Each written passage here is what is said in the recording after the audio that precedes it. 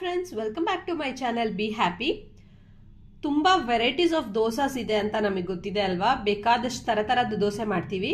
ಅದರಲ್ಲಿ ಇವತ್ತು ಈ ತರನೂ ಒಂದ್ಸಲ ದೋಸೆ ಮಾಡಿ ಟ್ರೈ ಮಾಡೋಣ ಅಂತ. ಅದರಲ್ಲೂ ಎಸ್ಪೆಷಲಿ ಮನೆಯಲ್ಲಿ ಏನಾದ್ರೂ ಜಾಸ್ತಿ ತೆಂಗಿನಕಾಯಿ ಇದ್ರೆ ನಾವು ಮರೀದೆ ಈ ಒಂದು ಕಾಯಿ ದೋಸೆನ ಮಾಡ್ಕೊಳ್ಳೇಬೇಕು. ಸೊ ಹಾಗಿದ್ರೆ ಬನ್ನಿ ಹೇಗ್ ಮಾಡೋದು ಕಾಯಿ ದೋಸೆ ಅಂತ ನೋಡ್ಕೊಂಬರೋಣ. ಅದಕ್ಕೂ ಮುಂಚೆ ಇನ್ನ ಯಾರೆಲ್ಲ ನನ್ನ ಚಾನಲ್ನ ಸಬ್ಸ್ಕ್ರೈಬ್ ಮಾಡ್ಕೊಂಡಿಲ್ಲ, ಪ್ಲೀಸ್ ನನ್ನ ಚಾನಲ್ನ ಸಬ್ಸ್ಕ್ರೈಬ್ ಮಾಡ್ಕೊಳ್ಳಿ. ನಾನು ಮಾಡೋಂಥ ರೆಸಿಪೀಸ್ ನಿಮ್ಗೆ ಇಷ್ಟ ಆದ್ರೆ ಲೈಕ್ ಮಾಡಿ, ಶೇರ್ ಮಾಡಿ. ನೋಡಿ, ಕಾಯಿ ದೋಸೆ ಮಾಡೋದಕ್ಕೆ ಅಂತ ನಾನಿಲ್ಲಿ ಆಲ್ರೆಡಿ ಕೆಲವೊಂದು ಐಟಮ್ಸ್ನ ನೆನ್ಸಿಟ್ಕೊಂಡಿದ್ದೀನಿ. ಇಲ್ಲಿ ಒಂದು ಅಳತೆ ನೋಡಿ, ಈ ಒಂಥರ ಒಂದು 1/4 ಲೀಟರ್ ಇದೆ. ಇದು ಈ ತರ ಒಂದು ಕಪ್ ಇದೆ.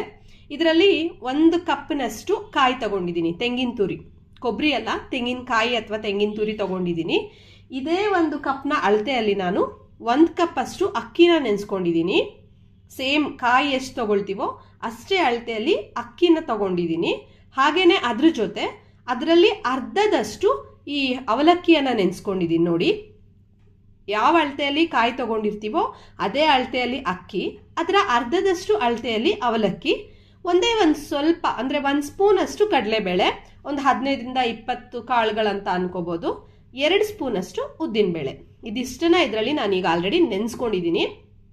ನೋಡಿ, 1 ಕಪ್ನಷ್ಟು ತೆಂಗಿನ ತುರಿ, ಅದಕ್ಕೆ 1 ಕಪ್ನಷ್ಟು ಅಕ್ಕಿ, ಅರ್ಧ ಕಪ್ನಷ್ಟು ಅವಲಕ್ಕಿ, 1 ಸ್ಪೂನ್ ಅಷ್ಟು ಕಡಲೆಬೇಳೆ, 2 ಸ್ಪೂನ್ ಅಷ್ಟು ಉದ್ದಿನಬೇಳೆ.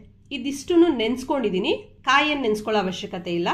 ಈಗ ಇದೆರಡನ್ನು ತುಂಬಾ ನುಣ್ಣಗೆ ಚೆನ್ನಾಗಿ ಮಾಮೂಲಿ ನಾವು ಹೇಗೆ ದೋಸೆ ಹಿಟ್ಟಿನ ಹದಕ್ಕೆ ಹೇಗೆ ರುಬ್ತೀವೋ ಹಾಗೆ ರುಬ್ಕೊಬರ್ಬೇಕು. ಆ ಅಕ್ಕಿ, ಉದ್ದಿನಬೇಳೆ, ಕಡಲೆಬೇಳೆ, ಅವಲಕ್ಕಿ ಮತ್ತೆ ತೆಂಗಿನಕಾಯಿ ಇದಿಷ್ಟರ ಒಂದು ಮಿಶ್ರಣನ ನೋಡಿ ತುಂಬಾ ಚೆನ್ನಾಗಿ ನುಣ್ಣಗೆ ರುಬ್ಕೊಂಡಿದ್ದೀನಿ. ಫೈನ್ ಪೇಸ್ಟ್ ಅಂತ ಹೇಳ್ತೀವಲ್ಲ ಆ ಥರ. ತುಂಬಾ ತೆಳ್ಳಕ್ಕಿಲ್ಲ, ನಾರ್ಮಲ್ ದೋಸೆ ಹಿಟ್ಟು ಯಾವ ಒಂದು ಕನ್ಸಿಸ್ಟೆನ್ಸಿ ಇರುತ್ತೋ ಅದೇ ಥರ. ನೋಡಿ, ಈಗ ರುಚಿಗೆ ಆಗತ್ತೆ ಇರೋಷ್ಟು ಉಪ್ಪನ್ನ ಹಾಕೊಳ್ತೀನಿ.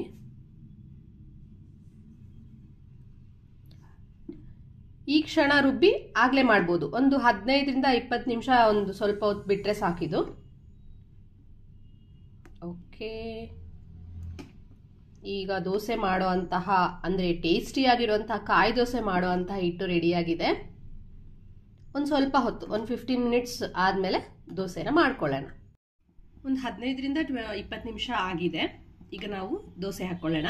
ಈ ದೋಸೆ ಮಾಡೋದಕ್ಕೆ ಹೆಂಚಿಗೆ ಅಂದ್ರೆ ತವಾಗೆ ಎಣ್ಣೆ ಹಾಕೋ ಅವಶ್ಯಕತೆ ಏನಿಲ್ಲ.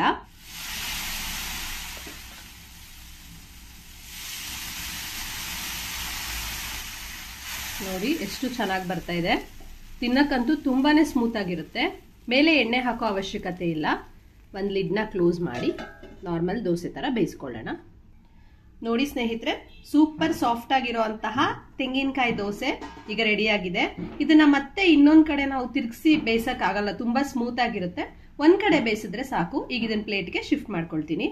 ನೋಡಿ ಸ್ನೇಹಿತರೆ, ತುಂಬಾ ಮೃದುವಾಗಿರುವಂತಹ ಟೇಸ್ಟಿ ಆಗಿರುವಂತಹ ಕಾಯಿ ದೋಸೆ ಗಟ್ಟಿ ತೆಂಗಿನಕಾಯಿ ಚಟ್ನಿ ಜೊತೆಗೆ ರೆಡಿಯಾಗಿದೆ. ನೀವು ಸಹ ಈ ತರ ಒಂದ್ಸಲ ಕಾಯಿ ದೋಸೆ ಮಾಡ್ಕೊಳ್ಳಿ. ರುಚಿ ಹೇಗ್ ಬಂತು ಅಂತ ಕಾಮೆಂಟ್ ಬಾಕ್ಸ್ ಅಲ್ಲಿ ಕಮೆಂಟ್ ಮಾಡೋದನ್ನ ಮಾತ್ರ ಮರಿಬೇಡಿ. ಹಾಗೇನೆ ನನ್ನ ಚಾನೆಲ್ನ ಸಬ್ಸ್ಕ್ರೈಬ್ ಮಾಡ್ಕೊಳ್ಳೋದು ಮರಿಬೇಡಿ. ಇನ್ನಷ್ಟು ಹೆಚ್ಚಿನ ವಿಡಿಯೋಸ್ಗೋಸ್ಕರ ನನ್ನ ಚಾನೆಲ್ನ ನೋಡ್ತಾ ಇರಿ ಅಂತ ಹೇಳ್ತಾ ಮತ್ತೆ ಸಿಗ್ತೀನಿ. ಬಾಯ್.